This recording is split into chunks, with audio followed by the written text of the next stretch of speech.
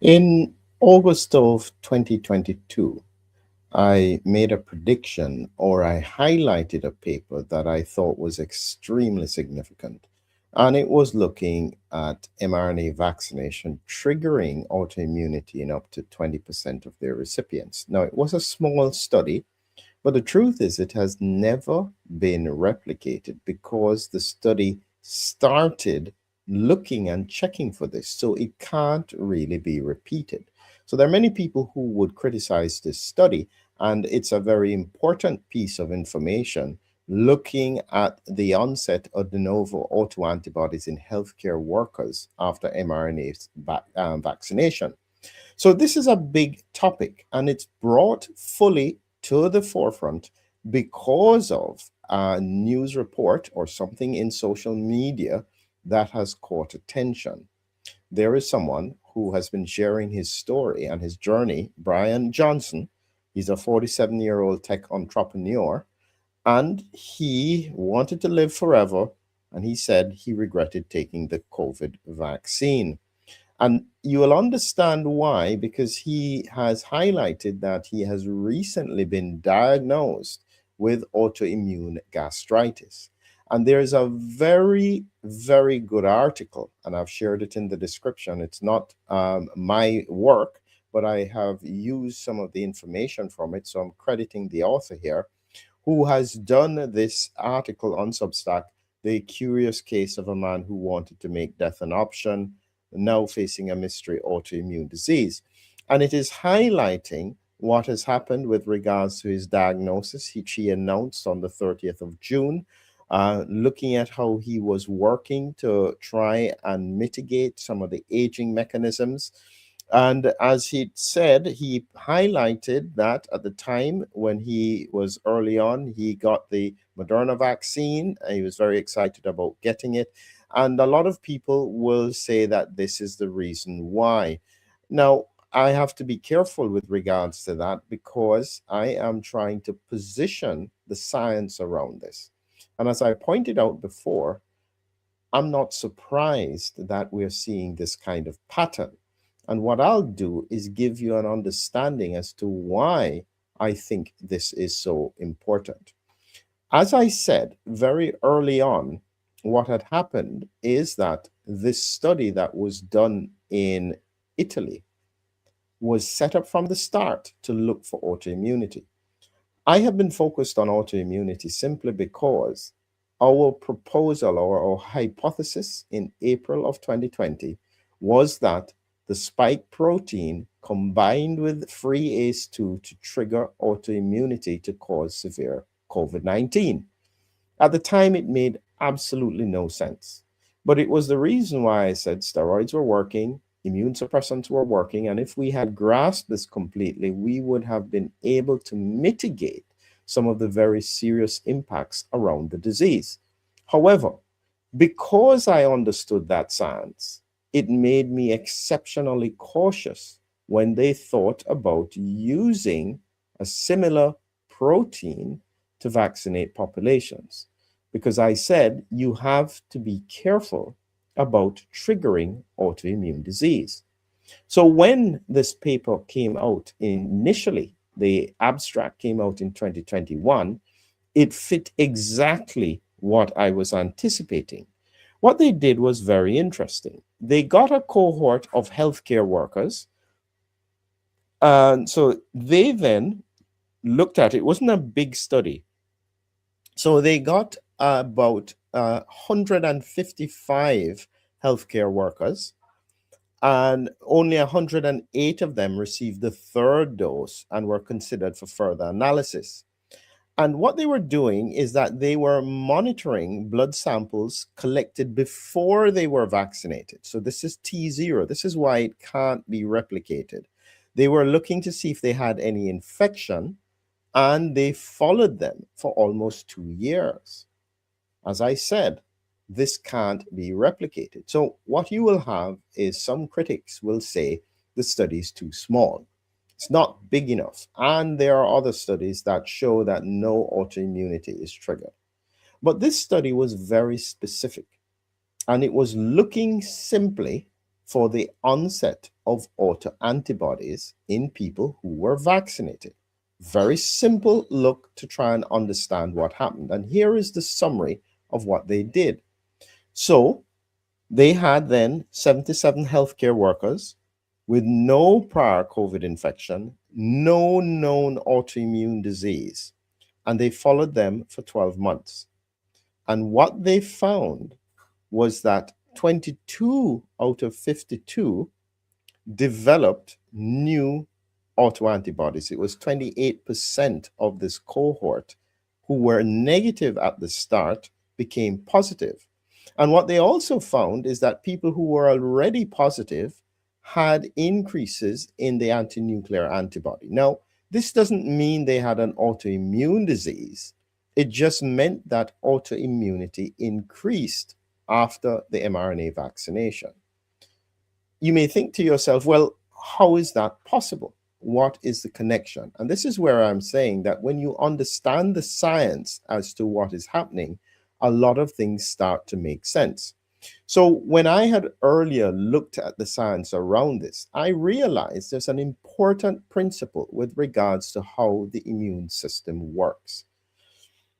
If you have a propensity for autoimmune disease, it suggests that there is underlying inflammation in place, okay? How your body works to try and mitigate that is that it tries to keep the inflammation in check. And so you would end up something like this, where there is inflammation with T effector cells, and then balancing them out are regulatory cells. So it would appear that the person doesn't have any inflammation.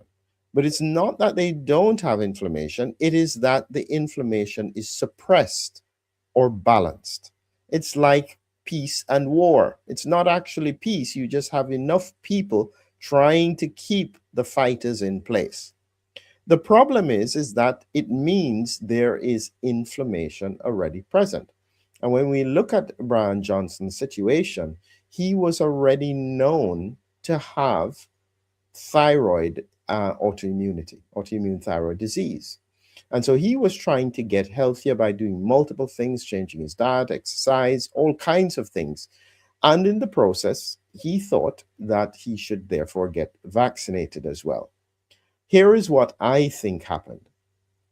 Because there is a very close link between Hashimoto's thyroiditis, which is thyroid disease, and autoimmune gastritis, which is what he was diagnosed at, I think it's about 10 to 40% overlap, he unmasked another aspect of his autoimmune disease. Because what happens is that it seems that the spike protein or related to the mRNA damages these T regulatory cells. They then go from normal to dysfunctional. If they become dysfunctional, you then have this situation happening. The inflammation has not changed, but your suppression has. Suddenly now there are immune cells that can no longer balance out the inflammation, and it tips the balance into presentation of a new disease. This is my clinical research opinion as to what probably happened with regards to Bryan Johnson.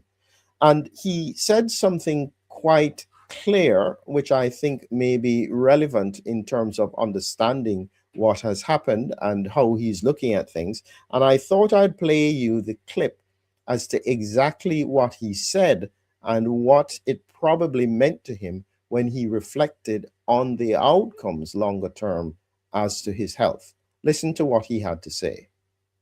Vaccines are a holy war. Like no one is engaged on vaccines in a scientific method. It is just like a political fight mechanism. So I don't engage in holy war. Well, so let me make it personal.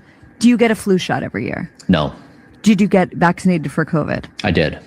Do you regret getting vaccinated for COVID? I do. Why? I mean, I want to trust the systems that produce science. I want them to, their role is to not sway my opinion. Their role is to give me data. And they didn't. they swayed my opinion.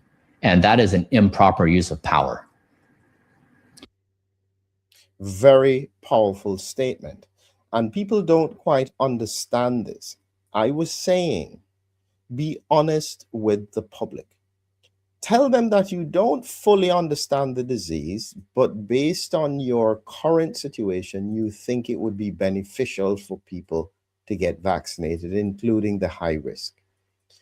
As I say this over and over again, you cannot give me the scientific justification for broadly vaccinating all of the low-risk population in a country. These are people who already had infection, people who had no associated comorbidities for which we knew they were exceptionally low risk, without understanding the mechanism of the disease. I mean, I was flabbergasted. The amount of people who still defend that. And it is clear they have no idea how severe COVID-19 occurs. They just think it's a viral infection. I'm saying, oh my God, you don't even understand the mechanism of the cytokine storm. We are currently making the big step. We're working on the paper now where we are going to take the exact molecular steps that led to severe COVID. And this is an innovative piece of research. And it seems everybody else has moved on. So when I say I understand severe COVID, I really mean I understand severe COVID. All of the impacts, how it impacted IgA, autoantibodies, how it impacted the gut, how it impacted the lungs, how it triggered the macrophages, how low interferon or delayed interferon led to severe. There are so many layers to understand. And what we have instead is a situation where a question that should have been answered was not answered. As I mentioned, from 2021, this was coming up. Well, it was 2022, actually. This was indicative. I remember when I found this here, this was just an abstract that was shared. I got it from the author. I said, this is a huge bit of information. Nobody knows this yet, but this is critical for us to understand what is going on. And the problem is that where we are now, it's the spike protein as a major driver for this. And what people don't get is that if you focus just on the vaccine and the fact that the vaccine can, say, impact on regulatory cells, you're not realizing that infection also does this. And so when you have the combination, and this is why I would expect in certain cohorts there would be a much higher risk of this occurring, you then have the perfect storm. Recurring infection, persistently knocking out these regulatory cells. Eventually, if there is underlying autoimmune propensity, this is what is going to bring it out. It's a really, really critical point. There was a question that somebody has asked. I think it was Peter. I can't find the question at the moment. And yeah, I thought this was an important point. Can you heal the T regulatory cells? Yes, you can help the body to nurture it back to health. One of the major ways of doing this is actually through the stimulation of the FOX receptor on the surface. One of the ways that does this, omega-3s, this is one of the reasons why I think that this is a critical part of helping to balance out the immune system. But this is representative of how a lot of people are thinking now. I don't know if it is possible to reverse the negative perspective of the population, because there are so many people who think exactly like what Bryan Johnson said.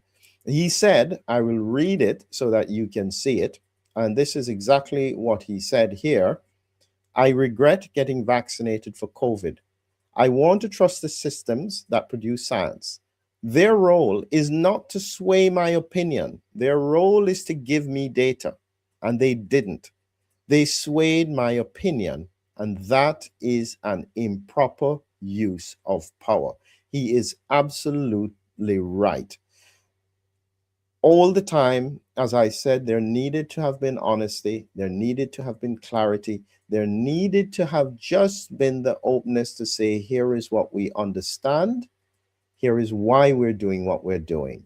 When things change, okay, here is what we made a mistake with understanding, but here is why we're doing what we're doing. And as things change, you just keep updating and acknowledging where the gaps were.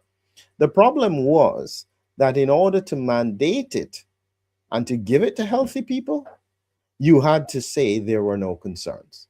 Because why in the world would you give someone who doesn't have a disease, doesn't have a low risk of, has a low risk of the disease, an intervention that could make them sick if you weren't absolutely sure it was completely safe? And this is where the safe and effective narrative came from. It was because there was a determination to use mandates. My feeling is that the outcomes of that are still coming for those who push that along. Those who think that they have walked away from it, this is just the start. Because when people recognize that potentially they have been made ill in a way that we have no easy way of reversing. Autoimmune diseases are an absolute nightmare. They will not forgive you. And you better hope this doesn't happen to their children. This is where we are. And we have to start looking back at the data and the science. It's not going away. And more people, especially people like Bryan Johnson, who are genuinely trying to find answers, genuinely trying to find health, will not tolerate a narrative that is not based on science, data, and an acknowledgement of where we are in terms of what is happening. Thank you all very much, and I hope you have a good evening.